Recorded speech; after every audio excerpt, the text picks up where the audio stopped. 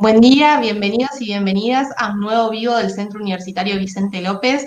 Este vivo nos encuentra en un horario especial. Esto se debe a que contamos con una oradora internacional. Ella es periodista, socióloga y escritora, especialista en análisis político, consumo crítico y maternidades feministas. Le invitamos a presentar su libro, Mamá desobediente, que fue publicado a comienzos de este año en la segunda edición por Ediciones Godot. Estamos recibiendo a Esther Vivas, te damos la bienvenida. Hola, ¿qué tal, Celeste? Hola a todas, un placer. ¿Cómo estás? Bueno, contanos un poco de qué se trata este libro. Estás poniendo en palabras lo que muchas mujeres vivenciamos con la maternidad y el trabajo. Sí, Mamá desobediente es un grito a rebelarse como madre a los modelos de maternidad establecidos. Hoy en día tenemos que ser como madres, las madres que ya fueron nuestras abuelas y también nuestras madres, ¿no? Esa madre sacrificada, ese ángel del hogar, esa mujer que no tiene intereses propios más allá del cuidado y la crianza de sus hijos e hijas. Y a la vez también tenemos que ser la superwoman, tenemos que ser esa madre moderna que llega a todo con un cuerpo perfecto, que nunca se equivoca.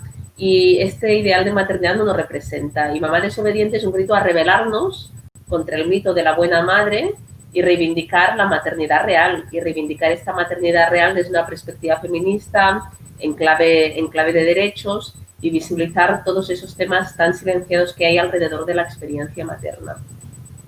Coincido totalmente. Bueno, el teletrabajo que trajo aparejada la pandemia, puso justo un recurso que no estaba tan aplicado, que es el teletrabajo en casa, para articular con la crianza de los niños, pero es todo en un mismo espacio y en un mismo tiempo. ¿Qué opinas de este fenómeno que se está generando en este momento? Bueno, yo creo que la crisis sanitaria, la situación de COVID-19 que estamos viviendo, la cuarentena, ha visualizado algo que existía en los tiempos prepandemia, que es que la mayor parte del trabajo de cuidados y la crianza recae en las espaldas de las mujeres. Y ahora, en esta situación tan particular que estamos viviendo, este hecho se ha agudizado aún más y lo hemos visto de una manera tangible durante la cuarentena. Se cerraron las escuelas, las criaturas fueron mandadas a casa, encerradas las 24 horas del día, y el Estado consideró que ya habría alguien que se haría cargo de las mismas. Y este alguien, una vez más, hemos sido las mujeres, y en este caso particular las madres, y esto ha dado lugar a una situación muy estresante para la gran mayoría de mujeres con criaturas, en particular si se tienen criaturas pequeñas, porque se tenía que seguir trabajando como siempre, pero a la vez teniendo los hijos e hijas en casa. Y nos hemos sentido malas madres, malas profesionales. Esto nos ha generado problemas de salud mental, estrés, no llegar a todo. Y además esta situación ha aumentado también las desigualdades entre hombres y mujeres. La brecha a nivel laboral ha aumentado porque muchas mujeres han reducido su jornada para poder cuidar de las criaturas, pero esto ha implicado una reducción de salario.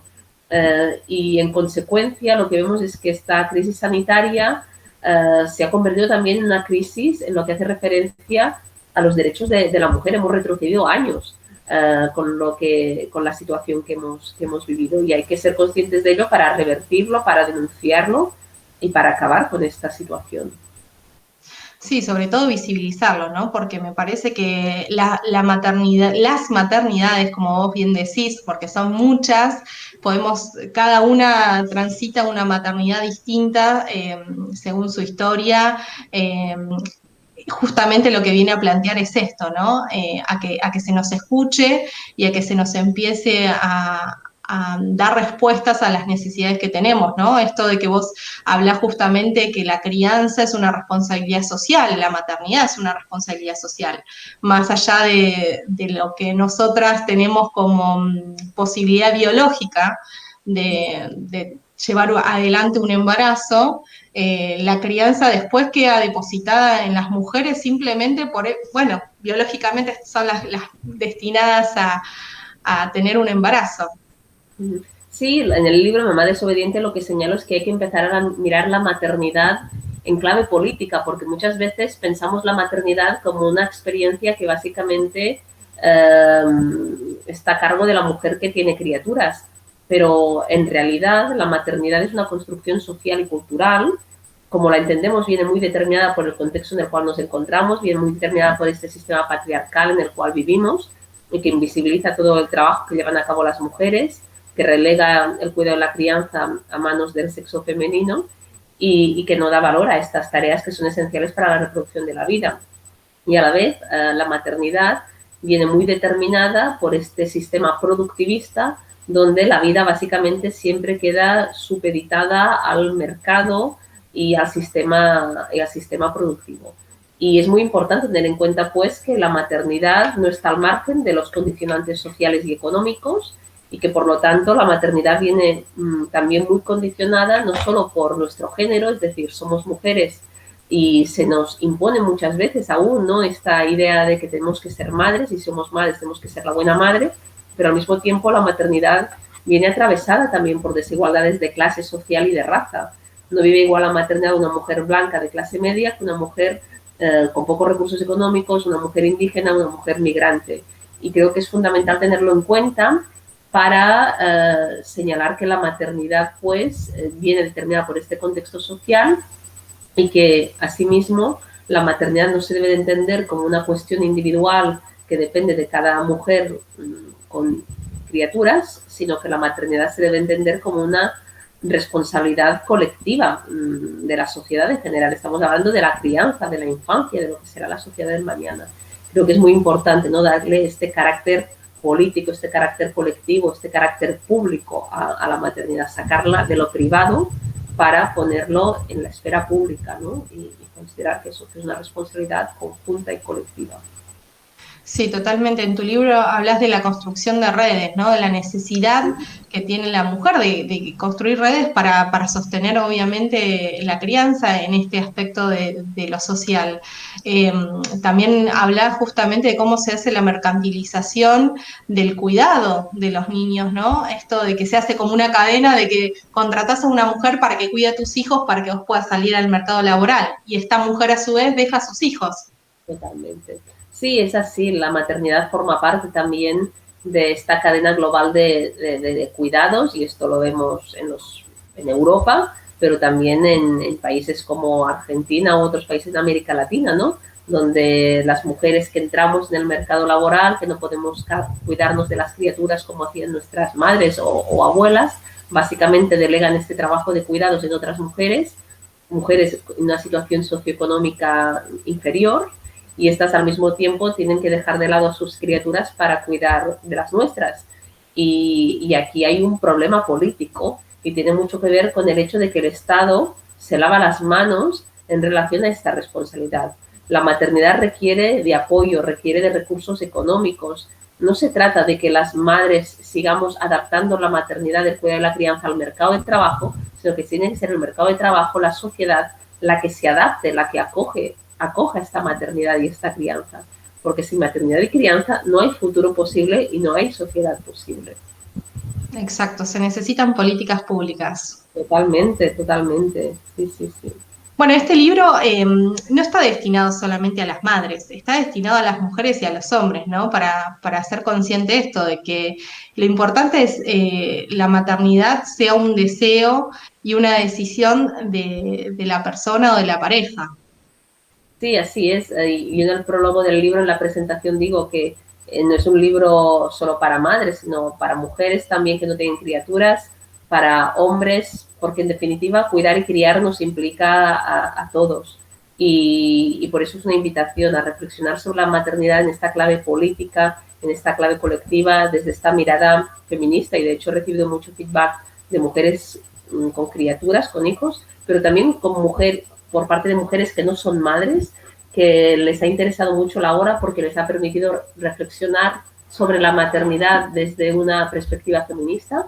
También mucho feedback de profesionales sanitarios comprometidos con un cambio en la atención al embarazo, al parto, a la lactancia, que tenga en cuenta y que acompañe a la mujer madre. Y por parte de hombres he recibido menos feedback, aunque también algunos, en particular padres, pues que se han mostrado muy satisfechos por una obra que les ha hecho replantear lo que es la maternidad, el embarazo y la lactancia. Y bueno, es positivo pues poder llegar a un público amplio y que el libro pueda acompañar a todas estas maternidades tan plurales y diversas que tenemos. Total, los invitamos entonces a más hombres a leer este libro. Te hago una consulta. Entonces, según tu libro, ser mujer, feminista, madre y trabajadora, ¿es posible? Sí, debería ser posible, pero no siempre lo es. La verdad es así. Vivimos en un sistema que pone muchas trabas y genera muchas dificultades a las madres. Y no solo a las madres, sino también al hecho de tener hijos. Hay muchas mujeres que a veces ni se plantean tener hijos porque tienen dificultades socioeconómicas. Esto tal vez sucede más en países en Europa, pero también en países como Argentina, yo creo, y por lo que me han comentado otras compañeras, en determinadas clases sociales, pues cada vez más las mujeres retrasan su maternidad a la espera de una estabilidad económica, personal, laboral, que nunca llega. Y entonces se deciden ser madres a partir de los 35, 36, 37, y a lo mejor entonces tienes más dificultades para quedarte embarazada. Y has postergado la maternidad tal vez no porque no quisieras, sino porque no tenías los condicionantes socioeconómicos. Y también estas dificultades vinculadas a los condicionantes sociales, económicos y laborales, también los vemos en los embarazos adolescentes, cuando al final se niega también este derecho a decidir sobre tu cuerpo a las mujeres más jóvenes porque se nos niega el derecho al aborto y en algunas situaciones pues se dan embarazos no deseados en clases sociales empobrecidas que además tienen dificultades para tirar adelante esa maternidad, ¿no? Una maternidad no elegida implica también vulnerar el derecho a la maternidad a esa madre, porque al final la maternidad será elegida o no será, y si no es elegida se está vulnerando el derecho a esa mujer a tener criaturas cuando ella realmente desea. Por eso yo creo que es muy importante señalar que al final el sistema patriarcal que nos niega la capacidad de decidir sobre nuestro cuerpo, ¿no? El derecho a abortar, el derecho a tener criaturas cuando queremos y como queremos, pues pone de manifiesto esta realidad, ¿no? Que nos afecta tanto a mujeres que podemos vivir en España o mujeres que podemos vivir en Argentina al final. Coincido. Sobre todo que no solamente se trata de gestar una vida, se trata también de todo lo que conlleva después, la crianza y la postergación de todo esto que vos estás contando en cuanto a lo laboral, en cuanto a proyectos personales y demás. Así es, así es. Y la falta de políticas públicas que ahí estén para responder ante estas necesidades y deseos postergados. Sí, se nos dice, tú mujer, ten criaturas, es tu deber, ¿no? Aún hoy en día en parte sigue siendo así. Hoy en día a veces es tan difícil no ser madre como serlo, porque si no eres madre, constantemente te cuestionan. Aún sigue existiendo en parte esa idea que asocia mujer a madre, pero si eres madre y tienes criaturas, también lo tienes muy, muy difícil para tirar adelante. Lo tienes casi todo en contra y desde este punto de vista pues vemos estas dificultades que ahora estábamos comentando, cómo ser madre en una sociedad pues que dificulta la conciliación con licencias de maternidad tan escasas. Claro, ten criaturas, pero al cabo de 3-4 meses de haber dado a luz, reincorpórate al trabajo.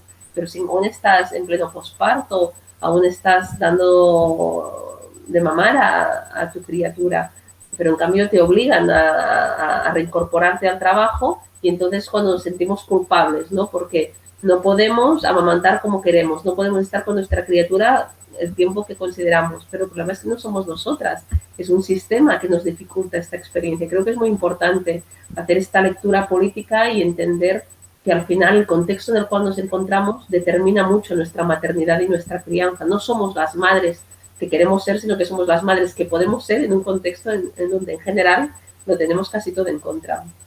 Total, y además, bueno, esto, ¿no? Necesitamos que el feminismo abrace a las madres.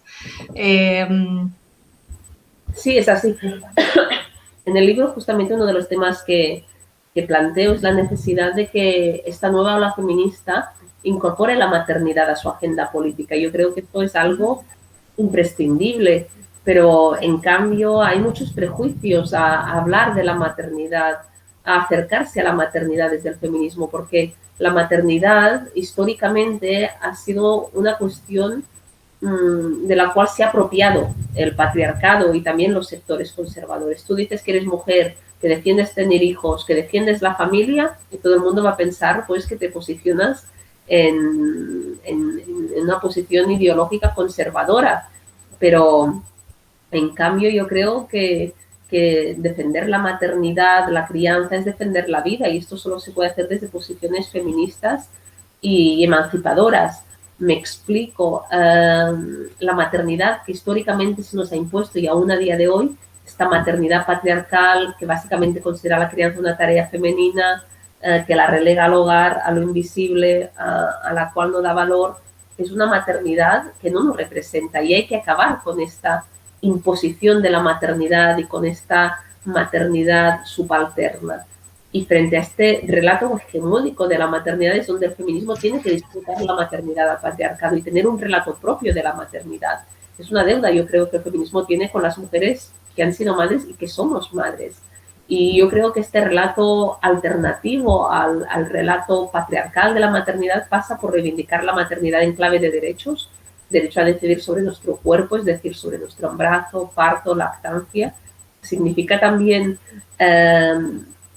reivindicar la maternidad como una tarea colectiva, no una tarea específicamente de mujeres, sino de mujeres, de hombres, de la sociedad en general, y también señalar que la maternidad debe sacarse del hogar para visibilizarse a nivel público, para darle el valor que tiene y que le ha sido históricamente negado.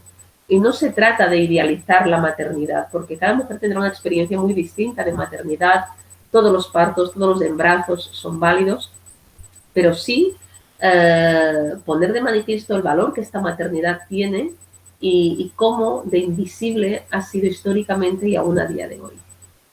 Bien.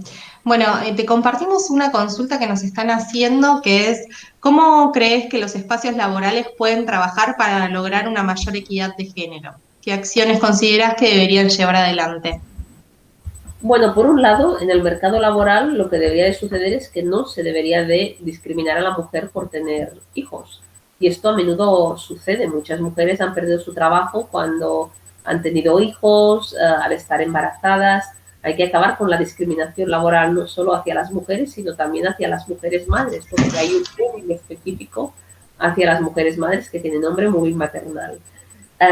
Más allá de esta cuestión, pues hay que adaptar lo que es la jornada laboral también a las necesidades del cuidado y de la crianza.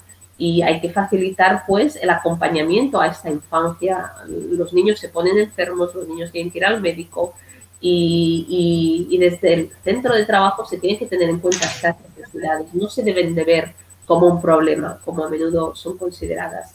Y a la vez también implica poner medios para que las mujeres que se incorporen al cabo de poco tiempo a su sitio de trabajo, si están aún dando el pecho y tienen que sacarse leche, que dispongan de espacios específicos, que no tengan que ir al baño de escondidas a sacarse leche en sitios donde huele mal. Necesitamos lactarios en las empresas también, en particular las grandes empresas, para que las mujeres puedan sacarse leche, y esto no se tiene en cuenta.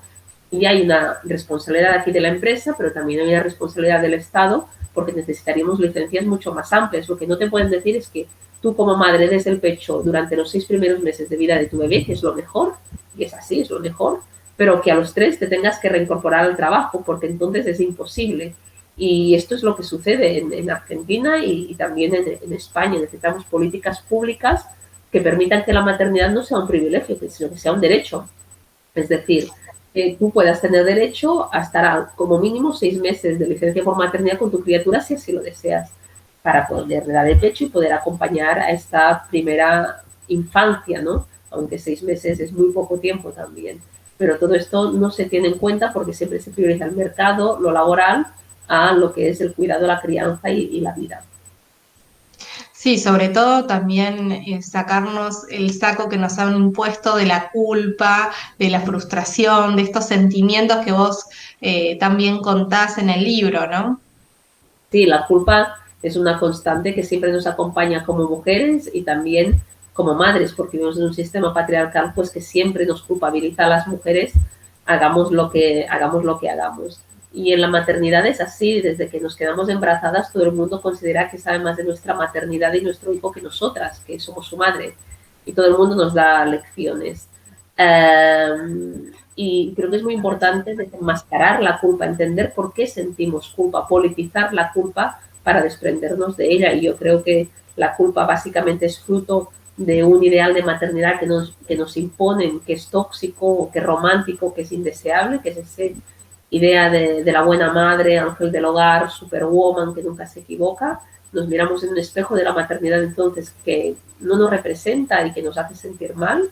Y hay que decir que la maternidad no es esto. La maternidad implica equivocarse, implica no llegar a todo, es no poder más, es querer con locura a tu criatura, pero estar agotada, necesitar que alguien lo tome, es poderte quejar. Esto es la maternidad. Necesitamos mirarnos en un espejo que nos refleje esta maternidad real para que así una vez nos convertimos en madres, sintamos que lo que estamos transitando es lo normal. Pero en cambio nos miramos en un espejo de una maternidad inasumible que nos genera muchísimo malestar. Y también para acabar con la culpa, pues hay que ser conscientes que la sociedad en la cual vivimos pues pone muchas trabas, muchas dificultades a la maternidad. Entonces se siente culpa por no haber tenido un parto respetado, por haber sufrido una cesárea. ¿Cuántas mujeres me han dicho qué pude hacer yo para evitar esa cesárea? O mujeres que se sienten mal porque no pueden seguir dando el pecho como querrían. Pero claro, es que por un lado es muy difícil tener un parto respetado en un sistema donde la violencia obstétrica forma parte estructural de la atención al parto, donde el índice de cesáreas, por ejemplo, en Argentina es un 50% sobre el total de nacimientos, es una barbaridad. La OMS considera que una cifra justificable de cesáreas estaría entre el 10 y el 15%. En Argentina es el 50% y esto vulnera derechos de la madre, del bebé. Una cesárea es una operación de cirugía mayor, implica más riesgos para la vida de la madre y del hijo. Entonces, ¿cómo la culpa no es mía de haber sufrido una cesárea? Es que la culpa es de un sistema que no respeta el parto natural. Otra cuestión es que esa cesárea ya ha sido necesaria. Entonces, suerte tenemos de la cesárea. Pero cuando vemos que la mitad de los nacimientos son por cesárea, vemos que aquí hay un problema. O cuando una se siente culpable por no dar el pecho como querría. Claro, ¿cómo lo vas a dar? Si antes lo comentabas, y en Argentina que son 3 meses de licencia por maternidad, es imposible, ¿no? Una lactancia materna satisfactoria como mínimo durante los 6 primeros meses de vida del bebé. Entonces el problema no es nuestro, la culpa no es nuestra, la culpa es del sistema, la culpa es patriarcal. Y creo que ser consciente de ello nos ayuda a liberarnos de la misma. Coincido. Bueno, como para ir redondeando en esta idea, porque sabemos que tenés que ir a participar de un programa que sos parte, y hacer una idea general de este libro, ¿qué características tiene que tener esta mamá desobediente e insumisa? Bueno, para mí una mamá desobediente es una madre que se rebela contra estos ideales de maternidad de los cuales ahora hablábamos, que frente al ideal de la madre perfecta reivindica la madre que se equivoca, la maternidad real, eso que a veces de manera provocativa se llama la mala madre.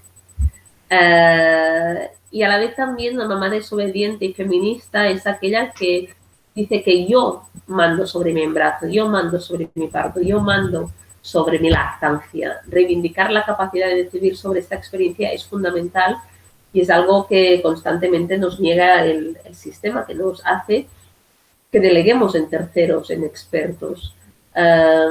Y en última instancia, una maternidad desobediente pasa por reconciliarnos también con nuestro cuerpo, con nuestras propias capacidades, con el hecho de que podemos gestar, parir, dar de mamar. Esto es algo que también el patriarcado y el sistema capitalista se han encargado de hacernos creer que no podemos dar a luz por nosotras mismas, que no podemos dar de mamar.